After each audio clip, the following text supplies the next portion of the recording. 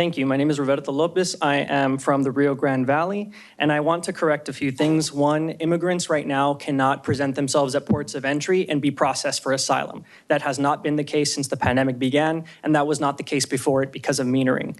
Another correction that I think we need to make, and respectfully, Representative Guillen, what you're saying that you're not creating a separate and unequal system, you're saying we're not going to call it a border court. We're just going to highly incentivize that we prosecute all these immigrants in this particular area of the border region, and we're not going to do that anywhere else.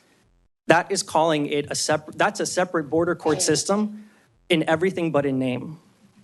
Another part of HB7 that I want to address is the provision on technology incubation and trying to do something about tourism and connecting border enforcement with tourism. Border enforcement historically has been very harmful for local commerce. There is no guarantee that border enforcement investment or companies into a border locality will help local commerce. Gentrification is a word that we all know well because of the dizzying impact industry, especially the tech industry, has had on rent prices and on local infrastructure. Brown and Black residents across Texas are being priced out of their communities.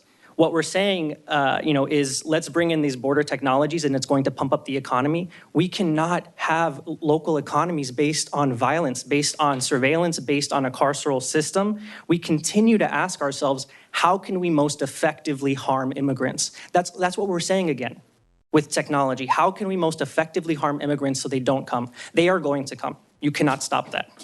Instead, we need to ask ourselves, how can we welcome people? How can we make it so that way they can actually, when they show up to the bridge, because they want to present themselves to authorities, that they can actually be processed, because that has not happened for at least the last 5 years.